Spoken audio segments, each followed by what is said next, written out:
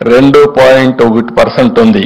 అంటే ప్రతి ఒక్క మహిళ 2 పిల్లలకి పైన జన్మనిచ్చే పరిస్థితి. ఇది శుభ పరిణామం. ఇటీవల కాలంలో నేను మాట్లాడుతున్నాను, మన పిల్లలు మనకు ఆస్తి. పిల్లల్ని బాగా చదివిస్తే మనం కష్టంలో ఉన్నప్పుడు కానీ పెద్ద అయిన తర్వాత కానీ మనం చూసుకునే శక్తి ఉంటుంది. దీనికి దోహదం చేయాలని చెప్పి నేను చాలా స్పష్టంగా చెప్తున్నాను. ఇంకో పక్కన మీరు చూస్తే దేశంలో తలసరి ఆదాయం ఒక సంవత్సరంలో దేశంలో తలసరి ఆదాయం చూస్తే 1,72,000. ఆంధ్రప్రదేశ్లో తలసరి ఆదాయం 2,20,000.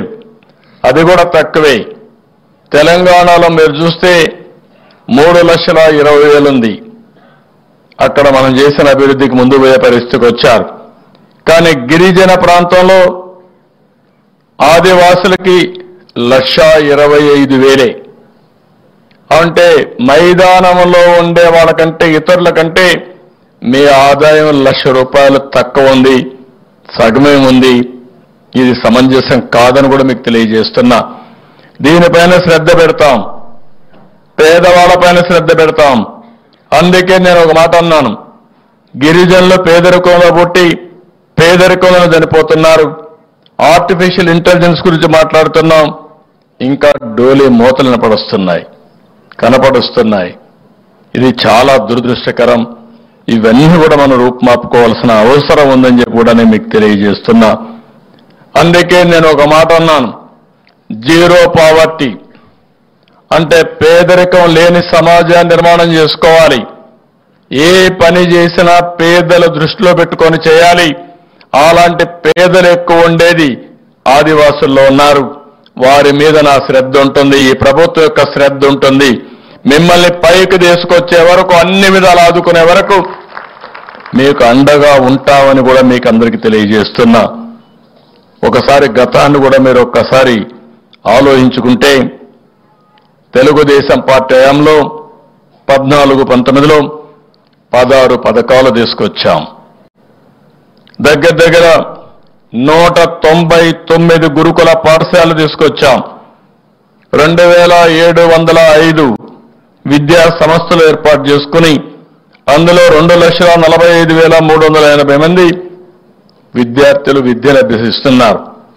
ఒకప్పుడు గిరిజనుల్లో విద్య లేదనే ఉద్దేశంతో ఆ రోజు ఎన్టీ రామారావు గారు ఆలోచించి ఒకే మాట చెప్పారు, ఏ ఊర్లో స్కూల్ కావాలనో ఇచ్చిన ఘనత గురుకుల పాఠశాలని నామకరణం చేసి గురుకుల పాఠశాలలు పెట్టిన వ్యక్తి ఎన్టీఆర్. ఆ రోజు ఇంకొక మాట కూడా చెప్పాడు, గిరిజన ప్రాంతాలకి మైదానంలో పంపిస్తే వాళ్లకు న్యాయం జరగదు కాబట్టి అక్కడ చదువు తక్కువ ఉన్న టీచర్స్ ట్రైనింగ్ లేకపోయినా, బీఈడీ లేకపోయినా ఉద్యోగాలు ఇద్దాం, తర్వాత టీచింగ్ చెప్తూ చదువు చెప్తూ డిగ్రీ ఇప్పించే ఏర్పాటు చేస్తామని చెప్పిన వ్యక్తి నందమూరి తారక రామారావు గారని చెప్పి నేను మీకు తెలియజేస్తున్నా. అంటే స్కూల్స్ రావాలి, ఆదివాసులు చదువుకోవాలి, ఆ చదువు చెప్పే వాళ్ళు కూడా ఆదివాసులు ఉండాలనేది ఎన్టీ రామారావు గారి సంకల్పం. దానికి మేము కట్టుబడి ఉన్నామని చెప్పి కూడా నేను మీకు తెలియజేస్తున్నా. మీ పిల్లల విద్య కోసం 14-19లో 450 కోట్లు ఖర్చు చేస్తే ఫీజు రీఎంబర్స్మెంట్ కోసం ఈ ప్రభుత్వం వచ్చిన తర్వాత సగం తగ్గించి ఇచ్చారు. 260 కోట్లు పడిపోయే పరిస్థితి వచ్చింది. నేను ఒకటే ఆలోచించాను, గిరిజన పిల్లలు గిరిజనులు కానీ కూలీలు కానీ అటవీ ప్రాంతంలో మిగిలిపోకూడదని మిమ్మల్ని ఐఏఎస్ చేయాలి, ఐపీఎస్ చేయాలి, లేకపోతే ఐఐఎంలకు వెళ్ళాలి అనే ఉద్దేశంతో శ్రద్ధ పెట్టాం. దీనికి ప్రత్యేకమైనటువంటి ట్రైనింగ్ ఇచ్చాం.